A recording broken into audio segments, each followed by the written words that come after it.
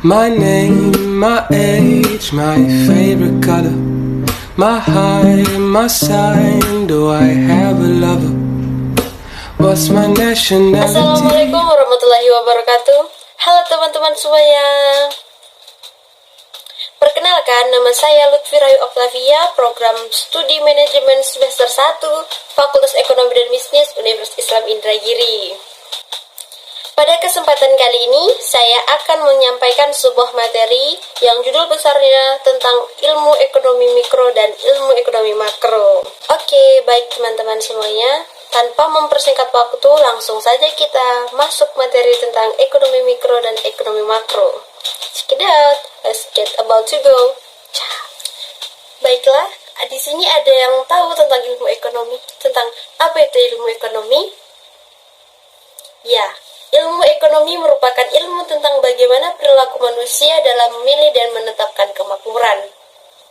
Inti permasalahan ekonomi adalah adanya ketidakseimbangan antara kebutuhan manusia yang tidak terbatas dengan alat pemuas kebutuhan yang jumlahnya terbatas.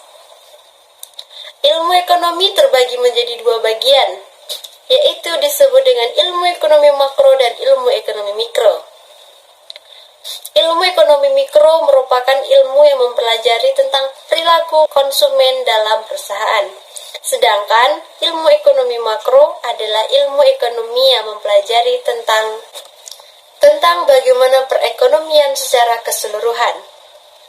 Bagaimana cara membedakan antara ilmu ekonomi mikro dan ilmu ekonomi makro? Yuk, mari kita simak penjelasannya. Nah, pada ilmu ekonomi mikro dan makro ini dapat dilihat atau dibedakan dari tiga aspek. Yang pertama, kita bisa lihat melalui konsep harga. Yang kedua, analisis kajian atau ruang lingkup. Yang ketiga, tujuan analisis. Yang pertama, dalam konsep harga ini, ilmu ekonomi mikro itu menyangkut tentang harga keseluruhan komoditas seperti kenaikan harga sembako di Indonesia maupun inflasi.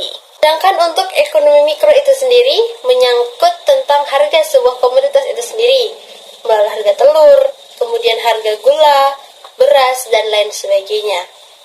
Yang kedua, analisis kajian atau ruang lingkup.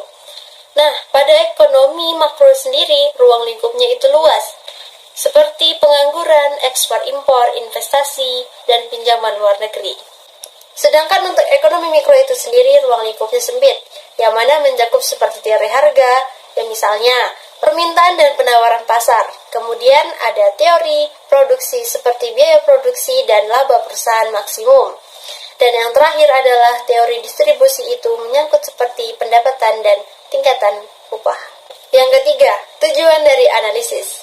Nah, pada ekonomi mikro itu sendiri langsung berkaitan dengan prinsip ekonomi, sedangkan pada ekonomi makro itu berkaitan dengan pengaruh variabel ekonomi terhadap pendapatan nasional dan dampak inflasi terhadap pengangguran, suku bunga, serta investasi.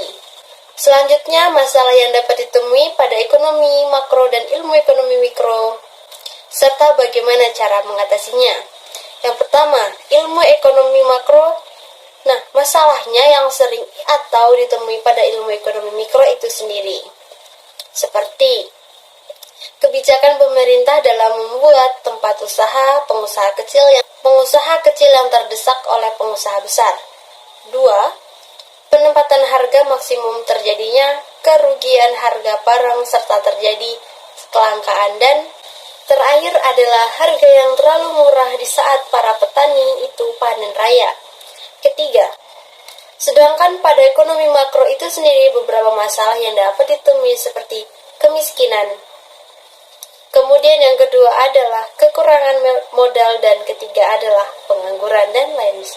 Maka dari itu kita dipacu bagaimana caranya untuk bisa menjadi seorang wirausahawan yang paham akan setiap tindakan yang akan dibutuhkan, tahu tentang peluang sukses yang ada, punya manajemen yang baik, kemudian mengetahui teknik pemasaran dan dapat memotivasi orang lain serta mampu mengatur yang namanya pengeluaran. Sekian dari saya, wabillahi taufiq wal hidayah. Wassalamualaikum warahmatullahi wabarakatuh. Terima kasih.